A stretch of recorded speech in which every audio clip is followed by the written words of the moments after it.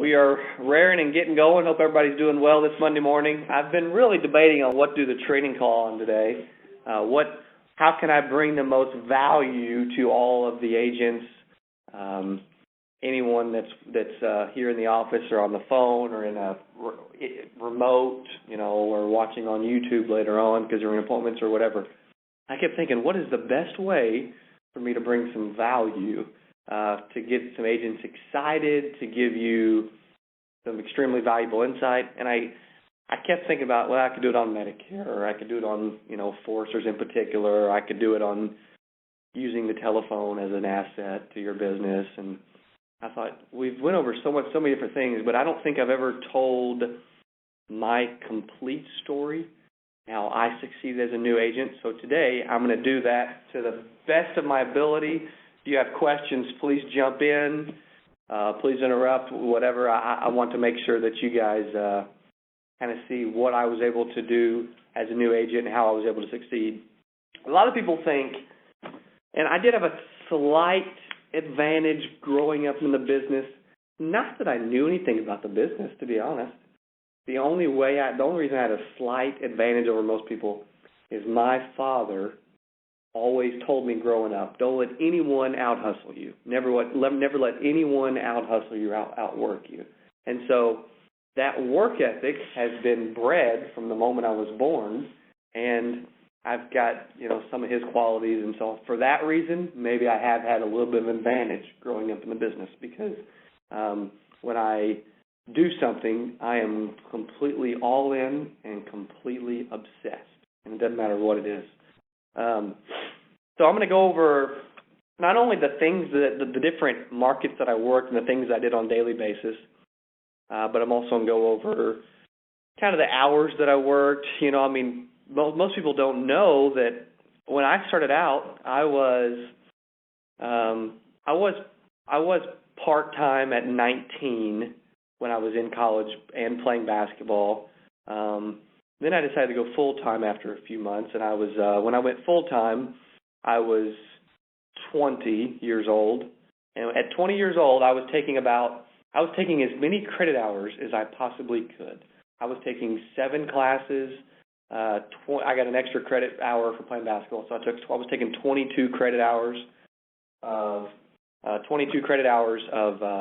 semester classes, and I was also playing basketball for Baptist Bible College. And so not only was my schedule was extremely crazy and hectic. I was in classes from about 8 a.m. till about noon or so every single day. I had basketball practice from about 2 p.m. to 4 p.m. every day, and then I had a couple games a couple nights a week. And you think, well, how the freak was I able to do anything because of that schedule? And the way I was able to do some things is I had a couple of big goals, but I had one weekly goal that I knew if I consistently do this, and I was so focused on hitting that weekly goal that I was just extremely obsessed. It was all I could think about, and that weekly goal was, I will see 10 people and ask 10 people to buy every single week. Doesn't matter what I have to do, at what hours I have to do it, what money I had to spend. It did not matter to me. I was going to see 10 people every single week. And I got so consistent at seeing 10 people and asking 10 people to buy and running 10 appointments every single week that I was getting the nickname as Mr. Consistency, and I had these veteran agents coming up and asking me what I was doing. And believe it or not, by just seeing 10 people a week, having no insurance experience and no sales experience, I was horrible when I first started. I was scared to even pick up the phone. That just by consistently seeing 10 people a week, I was actually out-producing entire district offices where they would have 4 or 5 agents or 9 or 10 agents. We had, for the captive company I started out with, we had district offices up in St. Louis, down in Mississippi, over in Memphis, in Little Rock, Tulsa. And I was consistently out-producing all of those offices on my own every single week and every single month. And the only reason that was even humanly possible was because I was seeing 10 people a week. And I would have district sales managers from all over the country. I even randomly had some sales managers that would hear about me through the company and call me from Minnesota or Wisconsin, and that's the truth. Even California one time, and they would say, "What in the world are you doing?" I'm seeing 10 people a week. You know, I'm not the best salesman in the world, even though I got really good in a hurry, and I'll share how.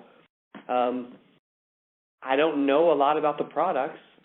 I'm just going out and selling life insurance. It was real simple and easy. I saw 10 people a week. I thought, well, that's it, That's it, because the average agent sees about 2 to 4 people a week. Imagine if they saw 10 people, if they 5X'd the amount of people they asked to buy, or they went and doubled it or tripled it. You're going to see dramatic results. Doesn't matter if you walk in and say, hey, it's $100 a month, sign here. They're still going to get people to say yes. It doesn't matter. And so, yes, I had a hectic schedule. Yes, I had a weekly goal of seeing 10 people a week. And I thought, how can I make that happen? Nothing else matters.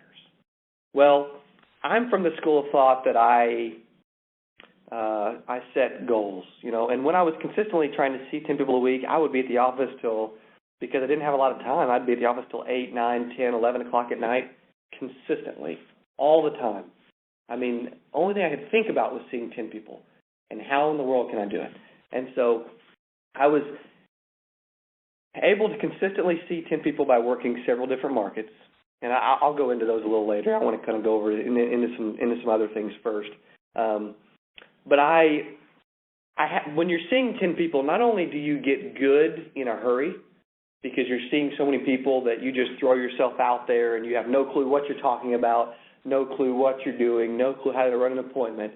You see that many people, you learn what to say, what to do, what time to show up, what to wear, what to bring. You just learn all that on the fly because you're seeing so many people that it just happens. And so as far as improving, I became so obsessed that I read every sales book I could get my hands on. I listened to audio books constantly. My car was never on the radio and is never on the radio to this day because I view that as a time for me to improve. When I got in the car of agents, but back when I was first starting, and they had me kind of mentoring some agents back then as well, even at the age of 20. But I would get in the car and they'd be listening to sports, or they'd have the radio on, or and my thought was these people are not serious enough to improve on a daily basis. That why would I want to help them? They're not serious, and so. Every chance I get, every opportunity I got, it didn't matter. I was either reading when I wasn't in class, and sometimes I was even listening to audiobooks in class. My teachers just didn't know it, Or I was on the bus to a basketball game. I was reading sales books. I was listening to audiobooks. I listened to The Art of Closing the Sale by Brian Tracy probably 50 times in my first couple weeks. I mean, I was completely engrossed and obsessed. That I was going to succeed. And so I've always, by listening to Brian Tracy, I learned I need to set some goals. And I need to set some goals to be able to hit some goals. And so my goals were, I set 2 goals. I wanted to be in the top 1% of all agents and make the highest trip available, incentive travel available, and I wanted to make over $100,000. I learned and figured out by visiting with veteran agents, by seeing a lot of people that, and by being part-time for a little bit, that I've got to see 10 people a week to make that happen.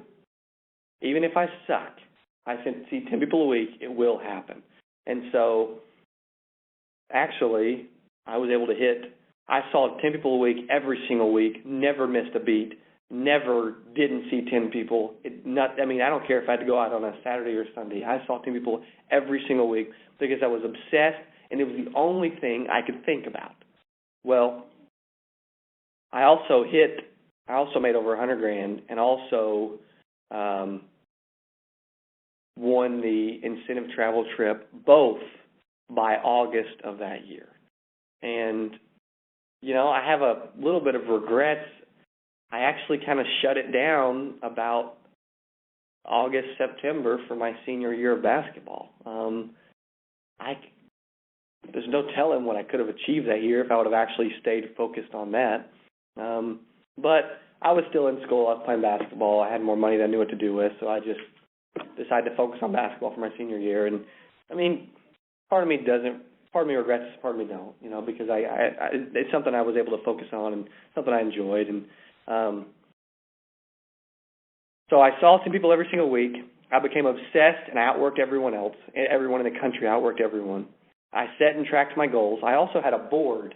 I had a big goal tracker on a big, huge styrofoam board that I actually made up, where I could actually track my progress. And I would move a picture of me every week on the way to hitting my goal and I think it was to win that trip and to make $100,000. And so I was tracking those things every single week and moving myself up notches every single week.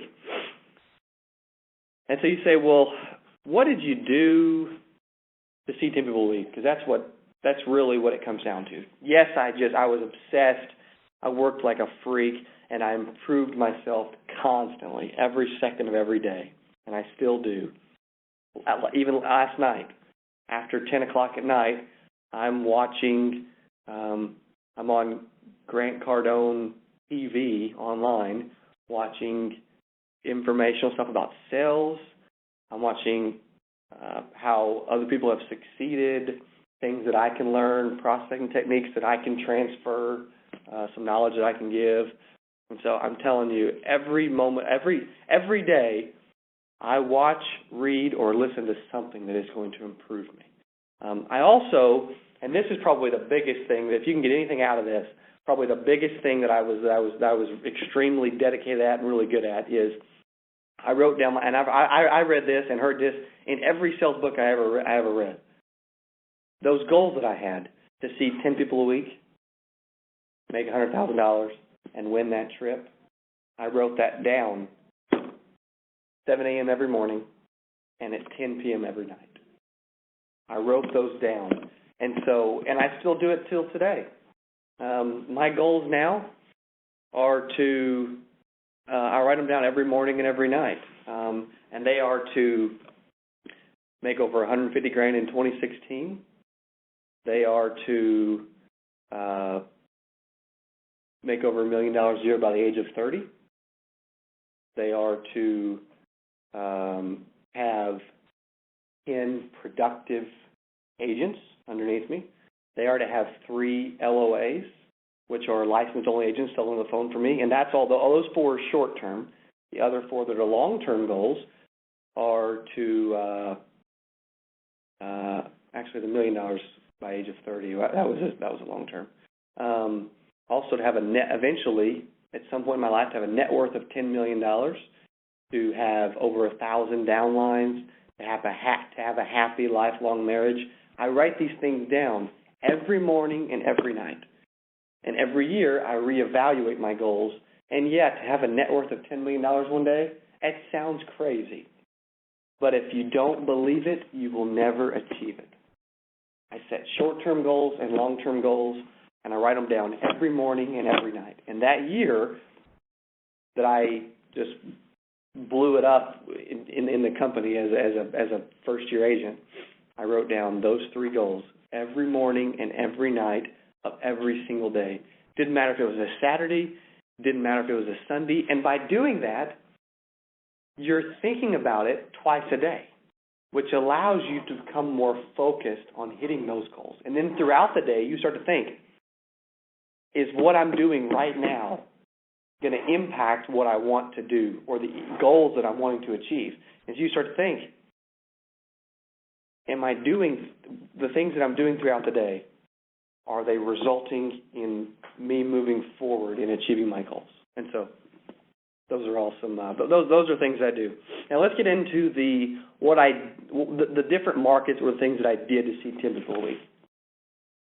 I ran a call night and this is something that I haven't heard. I just created this because when you're in this business, you got to be extremely creative.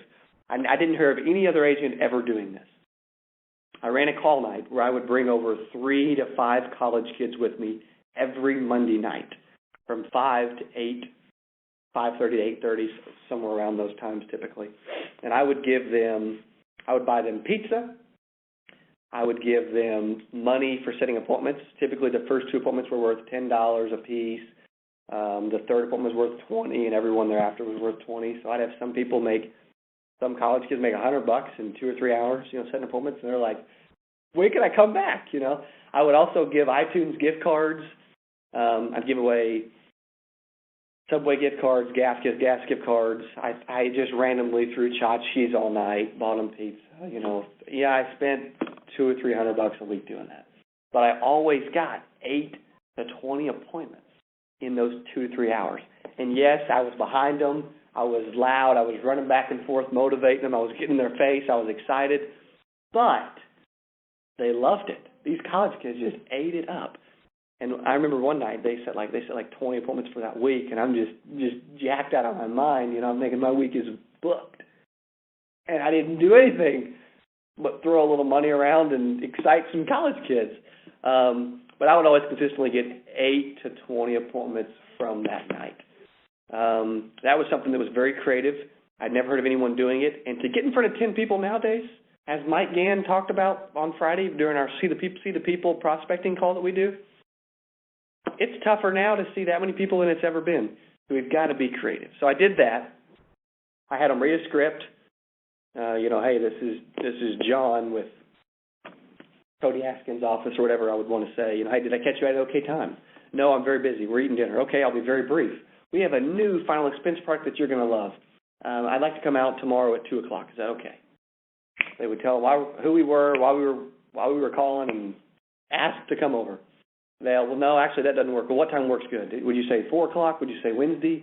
I mean, I had these guys closing constantly, and that was it. I gave them some lists, I gave them scripts, I gave them a telephone, and I motivated them and stayed behind them, and we all got extremely excited together, and it worked. Any questions on the call nights before I move on to something else?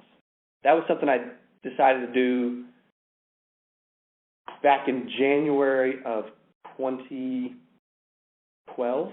January of 2012, that was the year. And it was one of the best things I've ever done. And yes, don't get me wrong, I had some no-shows. I had plenty of no-shows. I had plenty of people that forgot. I didn't confirm anything ever. But I would have like 6 appointments in one city. So it's like, why confirm then? You're going to get in front of a few people at least. And sometimes I had to set 12, 15, 20 appointments just to see 10, but I always saw 10. And even to this day, if I didn't have LOAs and the mentorship program and I wasn't selling over the phone and I was consistently going out and seeing people, I would see 10 people a week. I would ask 10 people to buy every single week. And you know what? Yeah, I had some days where I would have 4 appointments and it would just be absolute garbage. Couldn't get in front of anyone. No one would answer the door. But there'd be some days, and this business is a roller coaster, but if you're consistent, who cares? I would have some days. I even made a bet with my assistant back then. I said that after a few weeks of putting up these types of numbers in a few months, I had to get an assistant because I couldn't keep up, especially because I was in school playing basketball. And so I took my assistant on my appointments with me one day, 6 appointments, and I said, if I sell all 6, I'll buy you a brand new iPad. And actually, my wife was my assistant back then, so it's kind of funny. We were dating, and so she wanted to go out with me one day. I said, and she's got a phenomenal personality. She's great with people. I said, if I sell all 6 of these appointments, I will buy you an iPad tonight. And it was on Valentine's Day, so it's kind of funny. We sold all 6, went and spent $600, bought her an iPad, and what did I care? I made $3,000 that day, So, any questions on the call night in general? And if you have any questions at all about any of this that I'm saying, please Call me, text me, email me anytime. I'm an open book. My goal is to help agents become successful, and it's been a long time coming enough that I shared some of the things that I did, because a lot of these I forget about and I didn't mention them. And I've been thinking about this all weekend. Because Mike ended that prospecting call on Friday saying, hey, you need to tell your story, and I got to thinking, well, it wasn't that special. What did I do? Well, I was obsessed. I improved constantly. I saw 10 people. Plus, I set and tracked my goals and reminded myself of my goals every morning and every evening. The second thing that I did when I didn't have appointments from the call night, or I was in a city and I had to wait a while between appointments, or any time that I had any time, I would door knock. I went and started researching senior housing developments, because I love selling final expense. Yeah, I only made 35% commission, where now, our mentorship agents make 85, or our experienced agents make 115. So it's like, now, imagine if I was seeing 2 people now, the amount of money I would make compared to the amount of money I made then. I would door knock. I went and started researching senior housing, and almost every small town around us, almost every, has a senior housing development. Some of them only have 16 people living there, 4 buildings of 4 units. I know one that has 108 units. And so these senior housing, and again, I have a goal every time I do anything. My goal with door knocking. There was one day in particular before I went out. It was actually shortly after I wrote 6 apps in one day for an appointment. So I said, you know what? I'm going to go out, and my goal is to write 6 apps in one day from door knocking. And as soon as class got out at noon, basketball was over by this time, so that freed up some time too. That helped. And I went from noon and I had to drive a ways to this place, till dark. Actually, it was after dark, and I was still knocking. It was like 8:30, because about 8:30 at night, I wrote my 6th app from door knocking. But the only goal when you're door knocking is to get in the door. Nothing else matters. We don't want to carry on a conversation at the door. We don't want to give them quotes at the door. We don't want to do anything. Hi, my name's Cody. I help seniors in this area with their final expenses, and I come in for 2 seconds. Start wiping off my feet, looking down, assuming they're going to let me in, and a lot of them do. And a lot of senior housing places, especially when it's nice outside, their doors open, their screen door is just the only thing there, and you'll knock on it, and they'll just say, come on in. They don't know that you're there to sell them insurance. They think it's their neighbor or the mechanic or something. They just like, come on in. And so I would door knock constantly. I was getting to where I was doing the call nights. I was door knocking a couple hundred doors a week. I was also started incorporating some new life leads. I would order new life leads and call those. I would text them immediately, email them immediately. I was calling them like 4 or 5 times a day for like a month. I was touching these things like 50 times, because I was a college kid. I didn't have a lot of money when I first started buying leads. Then I could afford to buy any amount of leads I wanted to at one point. But I rang those things out like crazy. I also cold called data list. If I wasn't doing the call night, I wasn't door knocking, I wasn't calling new life leads. I was just picking up the phone and cold calling, 100 people at a time. And I remember getting in the house and making sales, because I was extremely excited. I got on the phone. The whole goal was just to get in the house, and I ran a couple appointments a week that way. And I also worked my warm market. I touched my warm market all the time. Yeah, my father had sold most of them, if not all of them, but a lot of them needed to be reviewed. So I would just get in the door to review it, and sometimes it was able to help them, sometimes it wasn't, But so those were the 5 different areas that I worked consistently every single week. The call nights, I door knocked, I called new life leads, I cold called data lists, just telemarketing. Hey, this is Cody. I've got a great new final expense product. I'm going to actually be in your area tomorrow and Thursday. Which of those work better for you? Probably tomorrow. Okay. Were you more of a morning or afternoon person? Would you rather 10 a.m. or 3 p.m.? What do you think? What would you prefer? But I learned very quickly when I door knocked, when I called new life leads, when I cold called, anything, even when I called my warm market, someone had to be in control. Either I'm in control or they're in control. Not only was I improving, and I was learning about sales, I was learning how to close, I was learning how to cold call, I was learning how to prospect, I was learning how to talk on warm market, I was learning every aspect of sales consistently and constantly. Yes, I got extremely good in a short amount of time. And when you see a lot of people, it's just part of it. It's just going to happen. But I was in control. I learned that I had to be in control of every phone call that I ever made. If I wasn't in control and they were in control, I wasn't going to get an appointment.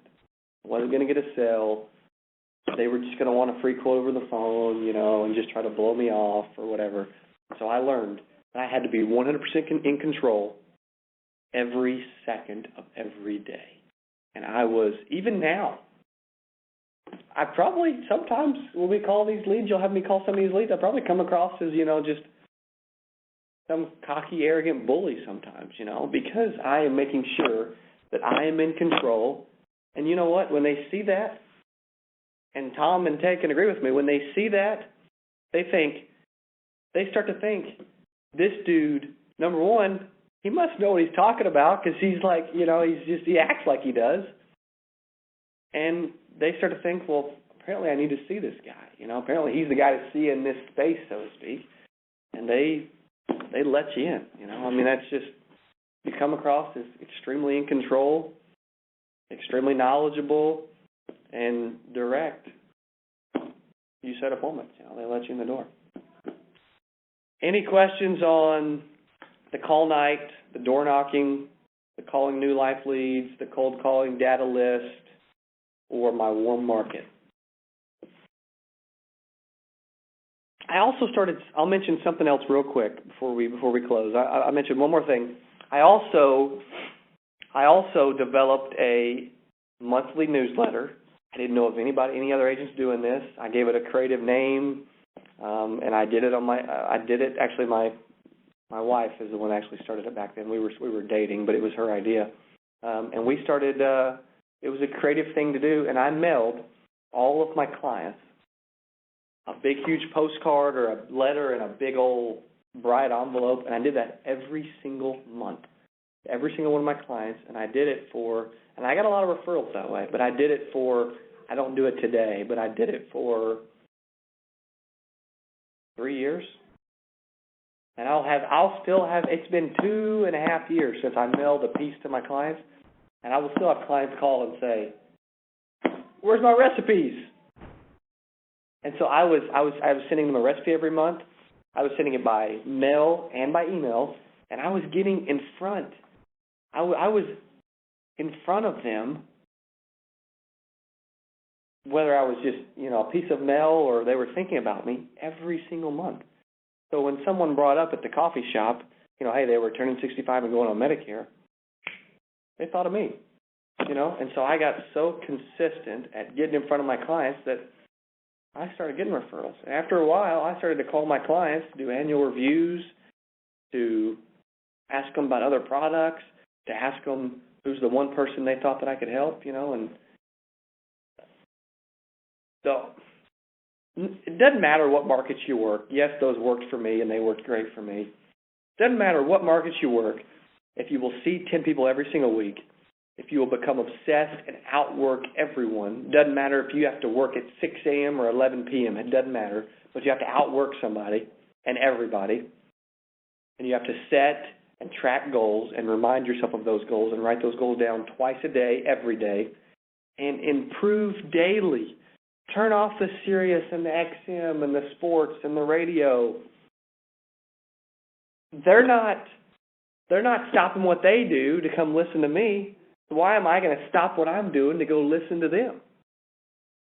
I am focused on what I'm focused on, which is my goals, and whatever it takes to hit my goals is exactly what I'm doing, even if that means not turning on SportsCenter, until maybe I turn it on for 15 minutes at 11 o'clock at night before I go to bed. But I don't turn it on in the morning because that's just a distraction before I start my day. Also, Brian Tracy always said, get up 2 hours before you have anything to do that day. Anything sales-wise, you need to have got up at least 2 hours before that sales activity starts so that you're fresh, you don't seem asleep, you're focused. A lot of this stuff you will learn by reading, listening, or watching something about sales every single day. Turn off the radio. Master the art of your craft, as Will Smith says. He also says there's no reason to have a plan B because it distracts from plan A. I never had a plan B. Well, what happens if I don't see 10 people? It didn't happen because I didn't let it happen. I saw 10 people every single week. It didn't matter if I did door knock at 7 o'clock on a Saturday night. I asked 10 people to buy. Nothing else mattered to me. So, any questions? Hopefully this came across as kind of valuable and motivational, inspirational. You know, I want to come across as passionate because I can tell you I was so passionate and so obsessed. It didn't matter. Still work. Well, thank you. You know, what's funny is I'll throw another thing out. I had a song that I actually had a remix that I would play sometimes when bad things would happen to lift me up and give me some motivation, and then I would turn on my audiobook about sales. I had these little short things. I had a song that I played after, and it came out about that time back then, maybe a little before then. Every time someone told me no, or I went and quoted them and they didn't buy, number one, I wasn't half the salesman I am today. Or they said, well, let me think about it, I'll call you back or whatever. I played what's funny is it's an Adele song. I can't think of it. But it says, never mind, I'll find someone like you in the chorus. And I played that after every time someone ever told me no. And it worked because I started, I don't know, I can't think of the name of it, but I'm sure you could Google it and find it pretty quickly. But it said, never mind, I wish nothing but the best for you, but never mind, I'll find someone like you. And so that's what, it's called Someone Like You, yeah. So I consistently put that in my head. If they said no, no thank you, I want to think about it and call you back, any of those things. As Mr. Wonderful says on Shark Tank, they were dead to me. I moved on and next. And you know what? I've learned since then that I could have still got some of those sales from our follow-up call from last week, that I still could have got some of those sales if I would have put them in like a one-card system or something, actually followed up with them consistently. I saw so many people that I didn't follow up. I expected them to buy right now, or they were not going to buy from me. And I got that mentality, and I guess it worked for me, So, any questions at all?